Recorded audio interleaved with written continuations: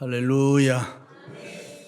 아하라 유네코라는 일본 여성이 있습니다. 어릴 때 훌륭한 어머니를 만나서 과잉 보호를 받으며 곱게 자라났습니다. 그런데 고등학교 때 어머니가 갑자기 세상을 떠나자 생활에 적응을 못하고 혼자 살 수 없어 스스로 목숨을 끊으려고 달리는 열차에 몸을 던지게 됩니다.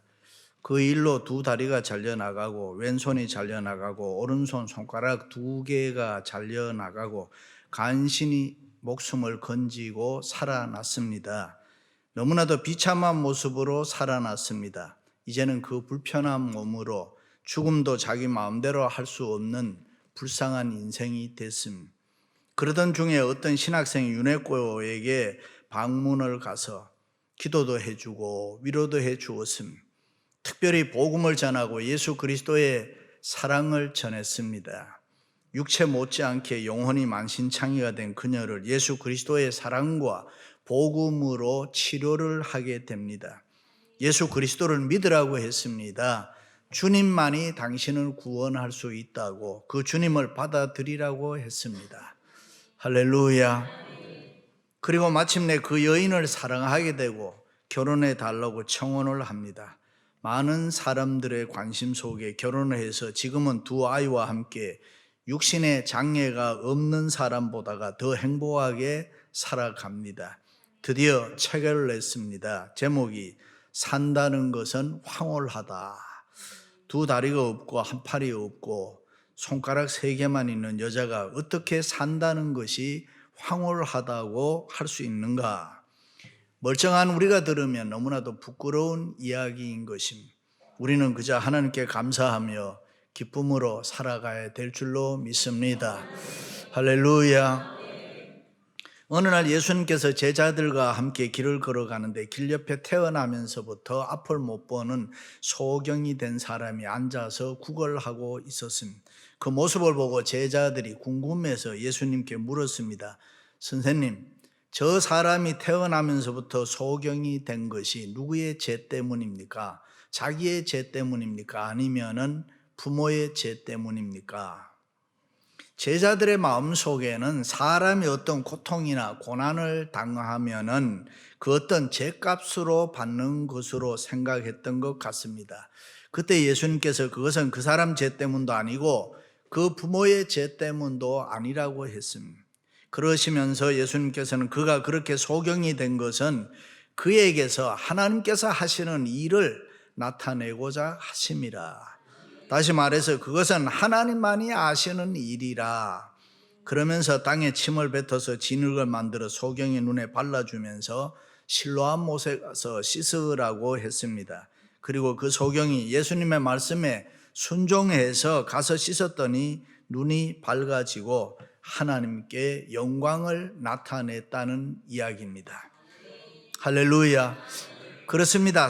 인간은 누구나 다 정도의 차이는 있지만은 그 어떤 고통과 고난의 아픔을 안고 살아가고 있습니다. 어느 누구도 고통과 고난 없이 이 세상 살아가는 사람 없습니다. 그래서 고통과 고난은 피해갈 수 있는 일도 아니고 그렇다고 누가 내 대신 져줄 수 있는 일도 아닌 것입니다. 우리 이민자들은 특별히 고통과 고난과 외로움과 아픔이 많이 있습니다. 이중문화권 속에서 직장생활하고 사업하며 돈 번다는 것 보통 어려운 일이 아닙니다. 특별히 자녀들을 교육한다는 것이 얼마나 어려운 일인지 모릅니다. 그러다가 대학 들어가면 다 됐나? 그래도 그렇지 않습니다. 그럭저럭 하다 결혼했으면 그런데 시집장가 갔다고 다 끝이냐? 아닌 것입니다. 또 애 봐줘야 되는 거예요. 미국에서 태어난 애들 에너지가 넘치고 무겁다 그런 이야기 하죠. 저희 어머님도 우리 삼남매 다 키워주셨는데 그런 이야기 하더라고요. 아이들이 잠시도 가만 안 있다고 에너지가 넘쳐서 발발거리고 돌아다니고 하루 종일 또 무겁기는 왜 그래 무겁냐 그러고 하루에도 몇 번씩 20, 30파운드 되는 쌀포대를 우리가 들었다 놨다 한다 그래 생각해 봐요. 밤에는 끙끙 앓습니다. 그런데 여기서 끝나면 얼마나 좋겠어요. 또 이제는 산다 안 산다 싸웁니다. 기가 막힙니다. 하루도 쉴 새 없이 지지고 볶고 이게 인생인 것입니다. 그러나 인간의 힘으로 해결할 수 없는 고통과 고난이 우리의 삶에 직면하게 될 때에 사람은 누구나 많은 생각을 하게 됩니다. 하나님, 내가 왜 이런 어려움을 당합니까? 그리고 생각 끝에 새로운 삶의 전환점을 이루게 되는 경우가 많이 있습니다. 그러므로 고통과 고난이 찾아왔을 때 그것을 우리가 어떤 생각으로 어떻게 대처하느냐 하는 것은 대단히 중요합니다. 거기에 따라서 성공할 수도 있고 사람이 더 실패할 수도 있습니다. 그렇다면 우리는 이 고통과 고난을 어떻게 대처하고 있습니까? 이 고통과 고난을 여러분들은 어떻게 지금 받아들이고 있습니까? 성경에 나타난 위대한 사람들은 한결같이 이 고통과 고난을 믿음으로 받아들였습니다. 그리고 그것을 잘 대처해 나갔습니다. 그 중에 대표적인 사람이 욥이라는 사람입니다. 욥은 참으로 믿음이 좋은 사람이고 돈 많은 부자고 행복한 사람이었습니다. 모든 면에서 부족함이 없는, 세상으로 말하면 성공한 사람이었습니다. 세상적으로는 부러운 것이 없었습니다. 성경은 욥은 순전하고 정직하여 하나님을 경외하고 악에서 떠난 자라고 이야기했습니다. 굉장한 칭찬인 것입니다. 순전하고 정직했습니다. 믿음이 좋았습니다. 하나님 앞에서 죄를 짓지 않았다 했습니다. 그리고 하나님을 잘 경외하고 섬겼다 그랬습니다. 쉬운 예로 자녀들이 생일 파티를 하고 나면은 욥은 그 자녀들을 위해서 하나님께 예배를 드렸다. 혹시라도 그들이 포도주를 먹고 마시는 동안에 정신이 흐려져서 말로나 생각으로나 마음으로 하나님께 잘못할 수 있었기 때문입니다. 얼마나 훌륭한 아버지입니까? 욥이 하는 일이 다 이와 같다고 했습니다. 한 가지를 보면 10가지를 안다는데 욥이 얼마나 하나님 앞에서 경건하게 믿음으로 살았는가 하는 것을 보여주는 것입니다. 그런데 그 욥이 무서운 고통과 고난을 당합니다. 그 많던 재산 하루아침에 없어졌습니다. 7남 3녀 10남매가 집이 무너져서 갑자기 다 죽었습니다. 몸에는 고약한 독종이 생겨서 기와장으로 끓었다. 함께 살던 아내가 욕을 하고 떠났습니다. 여기서 우리가 잠깐 생각해 봐야 할 것은 이렇게 하나님 잘 섬기고 신앙이 좋은 욥에게 왜 이런 무서운 고통과 고난이 찾아왔을까? 그 이유가 무엇일까? 무슨 잘못을 하고 무슨 죄를 지었길래 이렇게 무시무시한 고통과 고난을 당해야 합니까? 그런데 성경은 아무 잘못이 없다고 합니다. 할렐루야. 그렇습니다. 욥은 언제나 하나님 앞에 바르게 살았다고 했습니다. 의롭게 살았다고 했습니다. 거룩하게 살고 경건하게 살고 믿음으로 살려고 몸부림치고 애쓰는 사람이었다고 합니다.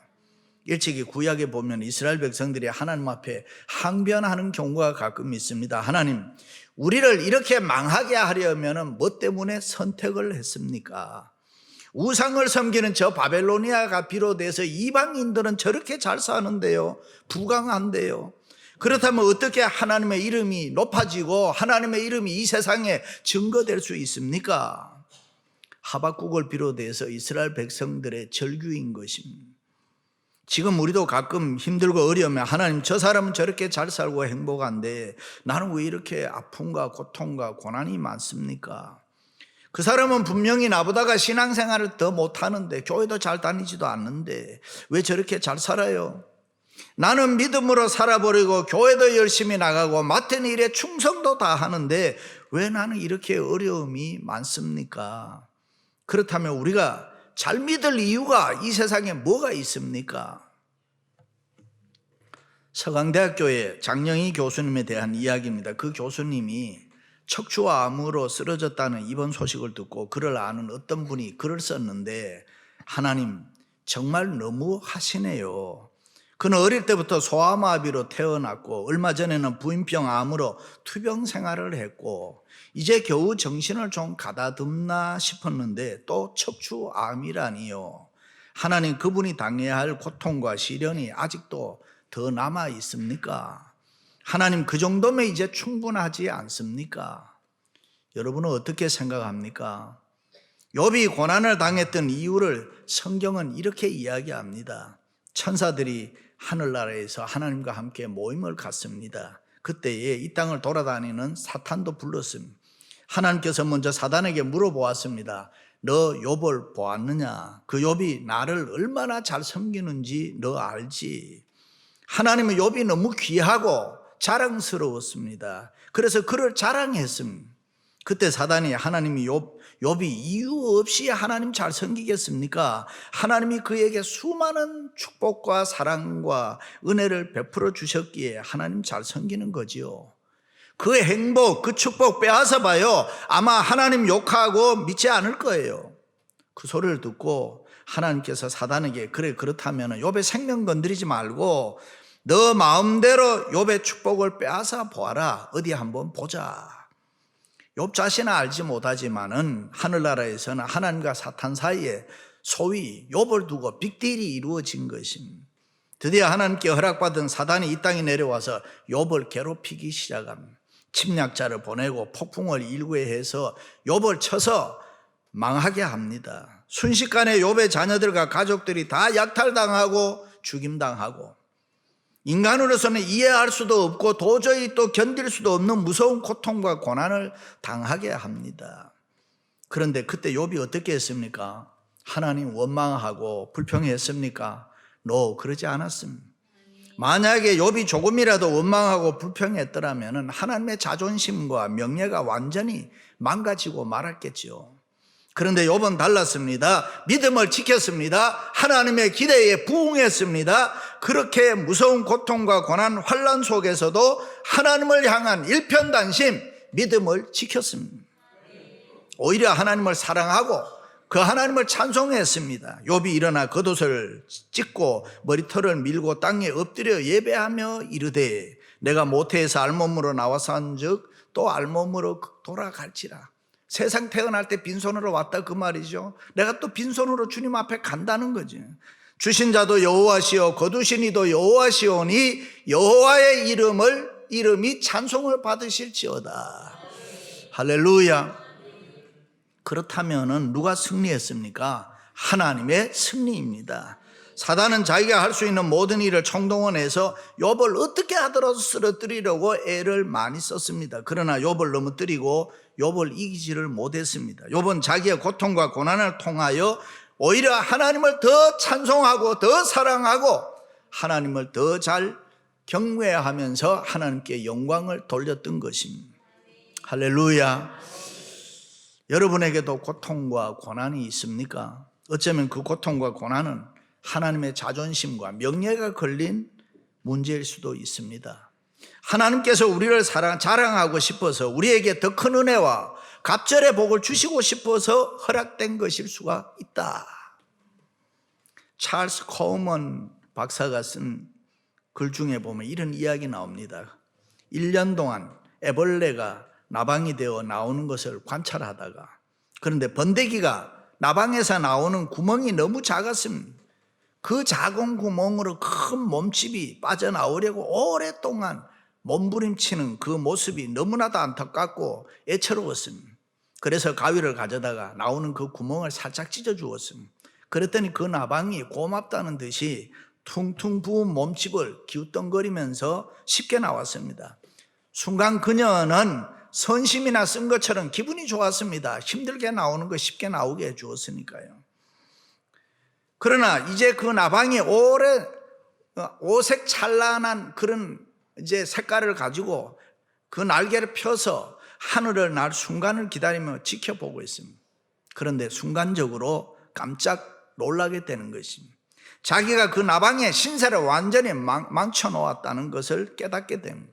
큰 구멍으로 쉽게 나온 나방은 날개를 질질 끌면서 기어다니면서 날 생각을 못했습니다. 또 날지를 못했습니다. 왜냐하면 나방은 작은 구멍으로 빠져나오는 그 긴 시간에 고통이 없었기 때문에. 나방이 이리저리 하늘을 날아다닐 수 있는 행복한 나비가 되기 위해서는 이 작은 구멍으로 빠져나오면서 어깨에 있는 영양분이 날개로 내려가서 날개에 힘이 생기는 그 고통과 고난의 과정이 필요했기 때문입니다. 그러므로 우리는 고통과 고난이 있을 때 낙심하지 말아야 합니다. 좌절하지 말아야 됩니다. 반드시 참고 믿음으로 이겨나가야 되는 것입니다. 우리에게 있는 고통과 고난 때문에 하나님의 놀라운 영광을 이 땅에 온 천하에 많은 사람들에게 보여줄 수 있어야 합니다. 할렐루야. 드라마 옛날에 있는 제빵왕 김탁구 보셨죠? 혹 기억하시는 분들 있겠습니다만 건선징악입니다. 드라마라는 거는 영화도 그렇고 선한 사람은 잘 되고 악한 사람은 망한다. 그런데 김탁구는 그것을 뛰어넘는 것입니다. 김탁구, 구마준 둘 다가 다 잘된 착하고 성실하고 때로는 바보 같아도 바르고 선하게 사는 김탁구가 원수 같은 사람 구마준을 변화시키고 돌이켜 회개시켜서 잘되게 합니다. 자기 희생을 통해서 자기 손해를 감수하면서 모두가 다 복받고 잘 살게 합니다. 그렇습니다. 우리에게 있는 그 고통과 고난을 어떻게 받아들일 것인가, 그 모습에 따라서 우리가 더 좋은 사람, 더 성공하고 우리의 승패가 달려있는 것입니다. 왜냐하면 고난은 변장하고 찾아오는 하나님의 축복이 될 수가 있기 때문에 고통과 고난을 믿음으로 잘 견디면은 우리에게는 더 많은 것으로 승리할 줄로 믿습니다. 일본의 주부작가 미우라 아야코가 내가 병들지 않았더라면은 하나님의 특별한 은혜를 경험하지 못했을 것이다. 아, 그러므로 인간들은 병들어야 해 라고 했습니다. 9.11 사건이 있을 때에 파드 비모라는 사람이 있습니다. 위튼 대학 출신으로 그 비행기는 국회의사당을 향해서 날아가는 비행기였는데 아내에게 전화를 했습니다. 전화 연결이 안 됐습니다. 교환수에게 전해달라고 메시지를 남겼습니다. 내가 혹시 살지 못하면은 내 아내에게 정말 사랑했노라고 그렇게 이야기하면서 시편 23편과 주기도문을 외우고 몇 사람과 함께 조종실로 뛰어들어가 싸워 다른 곳으로 추락하게 만들었습니다. 그 후에 그의 아내 리사 비모가 방송에 출연해서 자기 남편에 대해서 언제나 이야기하기를 그는 언제나 하나님을 기쁘시게 하는 사람이었습니다. 그리고 자기 생활에 최선을 다하는 사람이었습니다.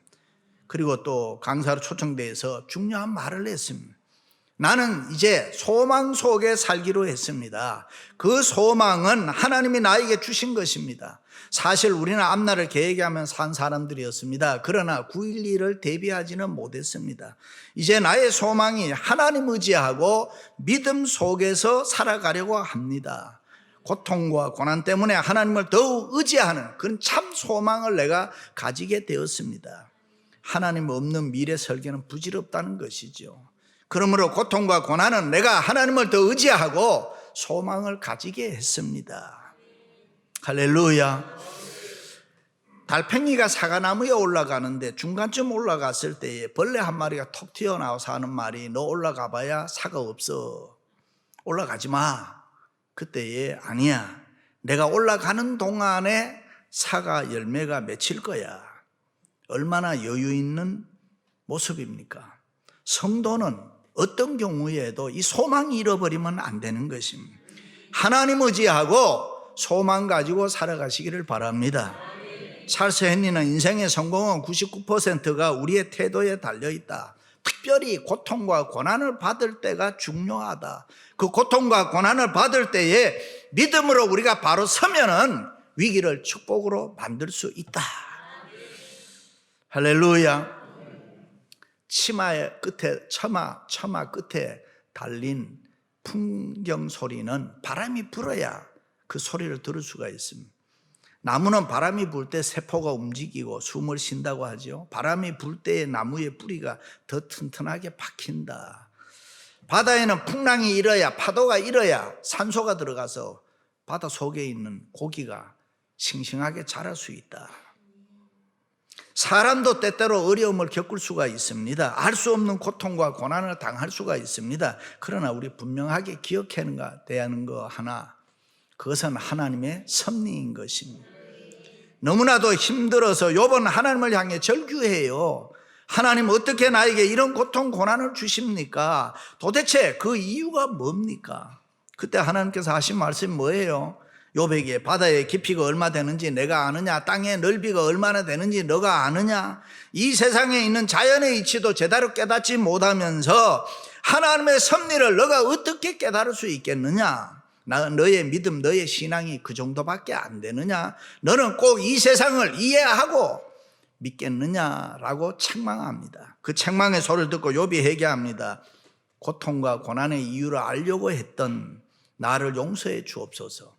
하나님의 영광을 위해서라면 어떤 고통과 고난을 달게 받겠습니다. 하나님이 원하시는 일이라면 무조건 순종하면서 이 세상 살겠습니다. 할렐루야.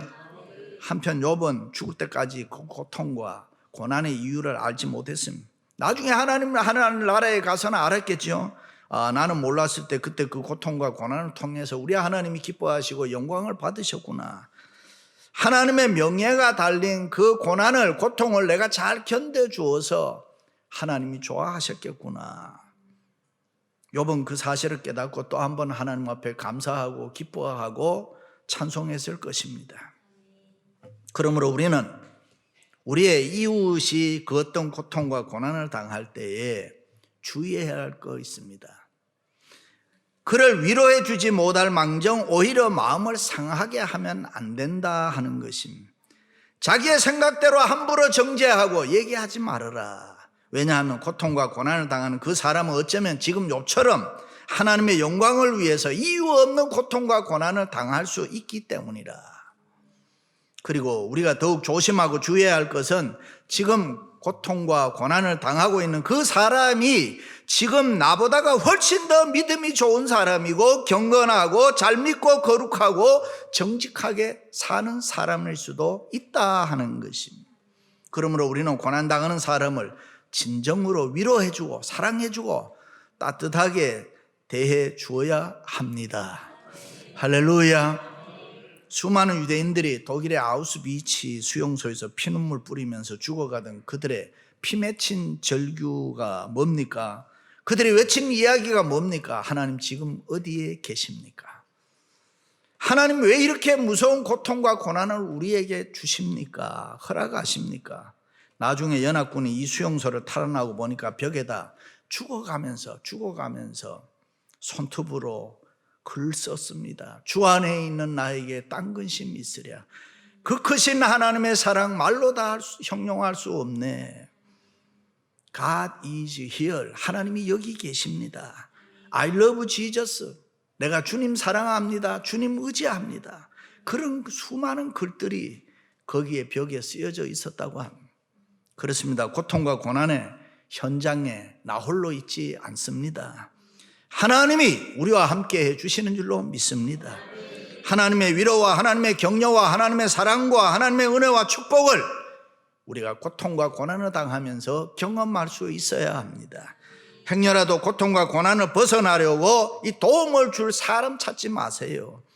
세상 방법 찾지 마세요. 하나님을 찾으세요. 그 고통과 고난 때문에 내게 버려야 할 것이 있으면은 버리세요. 포기해야 될 것이 있으면 포기하세요.